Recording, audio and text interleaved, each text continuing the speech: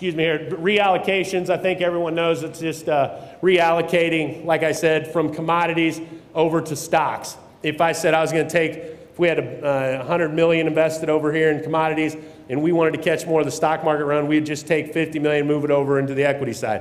Understand that the indexes are generally all longs. What did I say? For every buyer, there has to be a seller. So if you have to liquidate and get out of long positions, you have to be a seller. Now all of a sudden, the market gets hit with a ton of sell pressure. Corn prices go down. You know, we were close to 500,000, net 500,000 long when corn was trading up at close to $8. I gave the analogy of pushing the rock up the hill. Well, if everybody's ass is in pushing the rock up the hill, and we're all in, and you look around and you don't see anyone else left to push, and the hill's getting steeper and the rock's getting heavier, I'd say, holy shit, look out behind, because here we come. So when you feel that we're all in and everybody's in and everything's going our direction and all the funds are in and the press is in and the talking heads are in and we're driving it hard up the hill, and you look back and there's no one else in line to get on board, heads up, because zero-sum game. Who else is going to get in? Who's going to be the buyer? I'm telling you now, there's a lot of dry powder sitting on the sidelines. There's a lot of hedge funds that have to make it this year. If you get a bullish story, they will jump this trade, I promise. Do not rule out, I would not rule out $8, $10 corn. You get a weather issue here in the U.S., I promise they jump this thing hard. So know who the position players are and know that they probably, supply demand, probably doesn't mean a hell of a lot to me if my job's on the line and my wife and kids and my house payment, I'm going to lose my house. I'll take supply demand numbers. I'm probably going to roll the bones and go long and see if I can't dig out of this hole real quick. And if not, I'll probably be in a different profession. So that's probably the mentality of a ton of fund traders at this point in time. Know that moving forward. Outside markets, like I said, get the dollar right, you're going to probably get most things right. Get crude oil right, you're on board as well. Fund traders love crude. They love energies. They love this new ag story, this whole bullish, you know, 2050 are going to be 9.5 million people. They love that story. That story really sells. Sells well to the general public, sells well to investors, sells well to pension funds. It sells well. Bullish story in ags, I'm telling you, sells. U.S. stock market, I said as well, be careful. Be careful cheering for this thing to explode.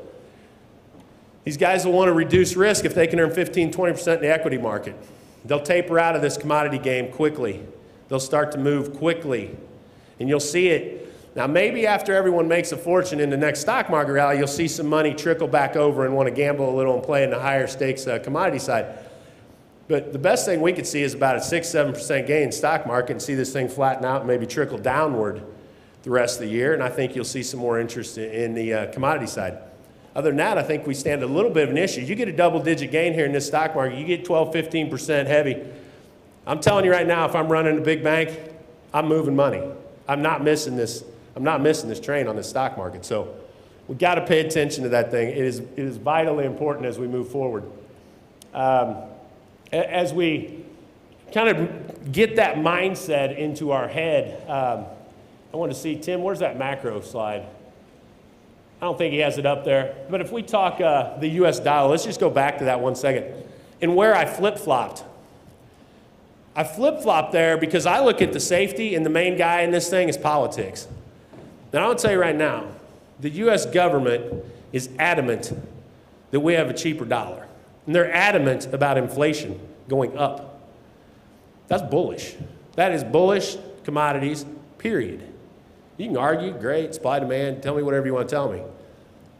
I would not be bearish. And that's when I got bearish early, because the euro was falling apart, and the euro had me scared, and everyone was fluttering, as I put in the quote, you know, you heard me right out there. I said, everyone's just flurrying over here to the U.S. dollar. And the U.S. dollar was racing higher. And I said, shit, I think the U.S. dollar is like a root cellar. I said, you know, it's going to provide some protection while the storm blows over, but shit, it isn't anywhere I want to stay for very long. And that's how the funds, I think their mentality was. They wanted to race over to the dollar for a little bit, let the storm blow over, and then they got back out of the dollar, and dollars weakened back up. The U.S. government is adamant about getting this dollar down, keeping it down. There's one reason, jobs. The only way politicians can stay in office is jobs. They got to figure a solution to jobs. They only got two ways to do it, in my opinion. They're going to have to do it through agriculture, they're going to have to do it through energy. They're going to have to create those jobs in those two ways. We're going to have to become exporters of natural resources. The only way to become exporters of natural resources, dollar's got to stay down.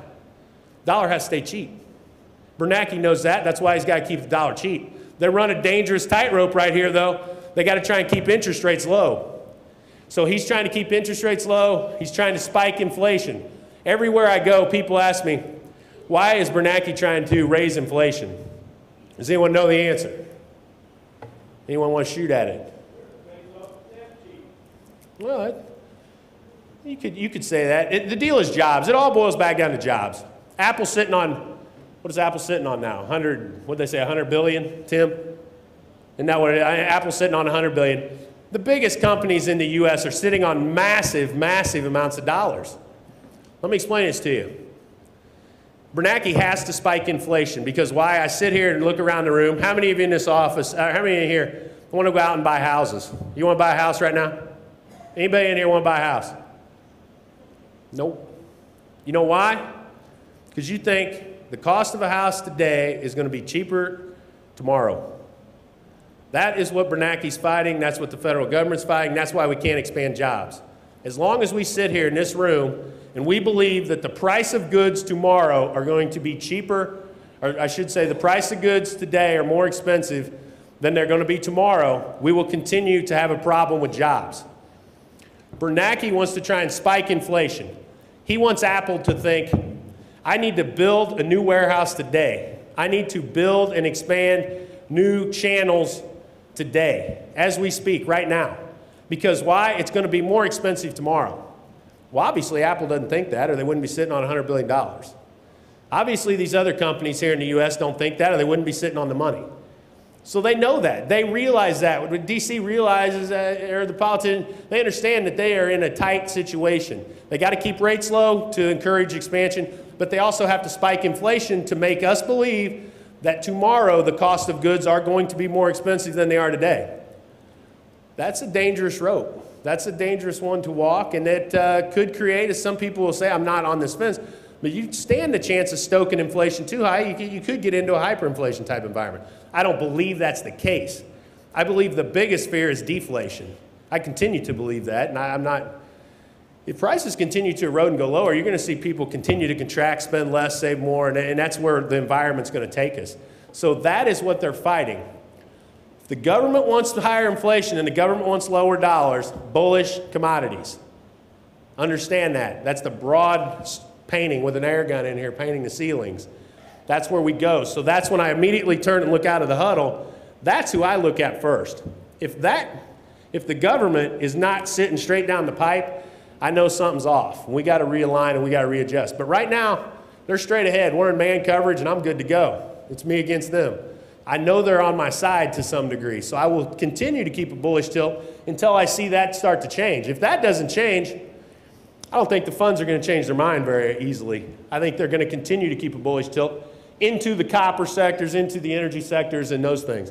So you probably won't see me move off that bullish tilt until there is some rhetoric change or some type of political change in that front. In fact, I'll probably even move more bullish corn come Monday or Tuesday, somewhere in that time frame. I just think it's probably time. I'm seeing a few more things happen with exports. We've got, I'll show you how I equate it. Wheat, I'll obviously talk wheat. I think the biggest primary thing and the biggest objective is obviously food security, as everyone in front of me has pointed out. There is a glut of wheat. Wheat has a little bit of an issue here. Wheat is keeping a lid on corn, so to speak. If wheat could clear out, we would have a nice run. I'm not sure that's going to happen. I think that planted acres number is too high in wheat. Had a ton of producers, all kinds of producers I've talked to. They planted wheat, trust me. Insurance rate was 801, 810 in places. They all said, we're going to plant wheat if we have to drop it out of an airplane. Don't think we're going to harvest it, but we're going to plant it. So be careful getting too bearish on this wheat acre number. I agree, there's a shitload of wheat planted. No doubt about it. Will the wheat get harvested? You ask some guys in this room if they want to harvest it. You tell me how much is going to get harvested. I'm not too sure. We talked to guys the other day cutting it all down for silage in several places, just chopping, boom, early, getting it off. Going to replant, going to plant something else. So I don't know. I'm curious as to that and how that plays out, and I'd be careful getting real bearish on that side of the fence because of that, and just because of the food security issues.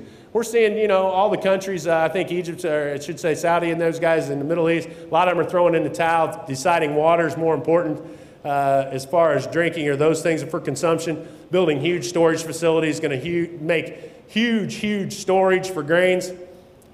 I don't care what you say. I mean, if wheat leaves the port here, call it demand, call it, I don't care what you call it.